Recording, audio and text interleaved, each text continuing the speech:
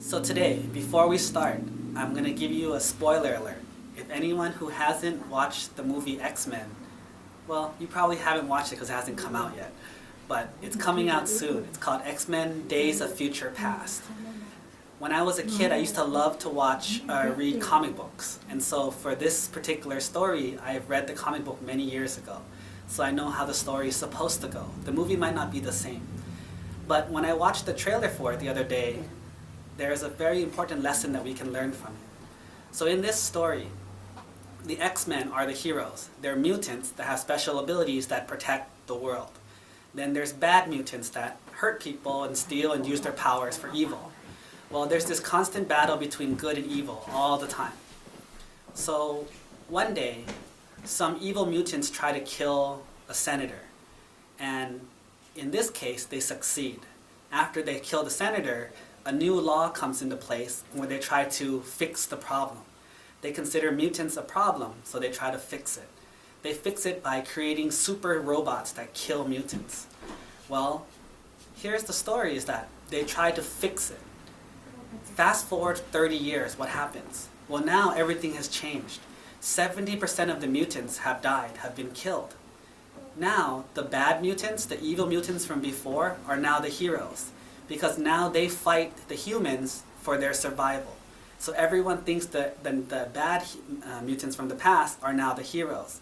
The good mutants who try to work with the government, try to work with people, they're the ones that get caught now. So now, instead of fixing the problem, what ended up happening was they created a new problem.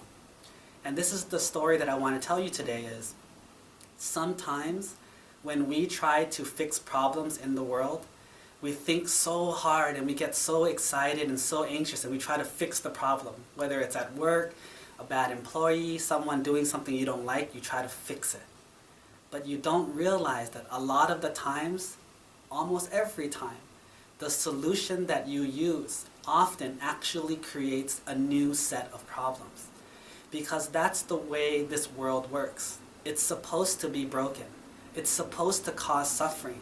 It's supposed to create hardships for us so that we learn from it. Yet every time we have problems, we keep trying to fix it, make it easier, make it faster, make it better. For example, nowadays, if you look at all the medicine and the Tylenol and Advil, can you find a regular strength Advil anymore? Can you find a regular strength Tylenol anymore? Why? Everything's extra, everything's maximum, everything's super strength. Why? Because we keep trying to make it better. We keep trying to make it better. But we don't realize that a lot of the times, the things that we try to do to fix it actually causes more problems.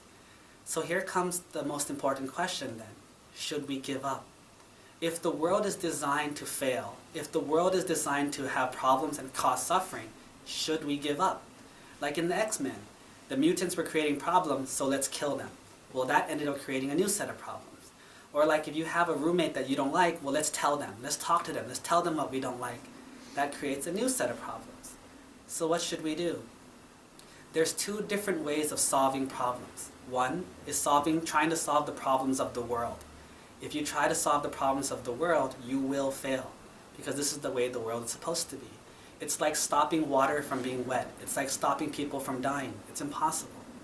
But the other one that we can fix is the one within ourselves. We can learn to accept these problems, understand the problems, and fix the part of our perception that deals with the problems. What can we do to deal with these things? What can we do to understand these things better? Can we accept death? Can we accept that these things will happen? Like for example, today I was talking with Tanmaha, and he was saying that like he's 28 and I'm 33. He says, in 5 years I'll be as old as you are. And then I said, there's no way you'll ever be as old as I am. I'm 5 years older than you. You'll never catch up to me. And he said, you're right. And when he said that, it made me realize that this is something that we accept. We accept that people are older. We accept that people are different. But when people have different personalities or different choices, we can't accept that. We think we can change them. We can make them the same. But in reality, it's different. Just like how we have different ages, just how we have different names, different DNA, people's personalities are different. This is something that we have to learn to accept. Instead of trying to change the world, we should try to change ourselves and accept it and learn from it. This is the lesson that I hope we can learn from movies such as the X-Men, or different times that we try to solve the world's problems. Instead, let us solve our own.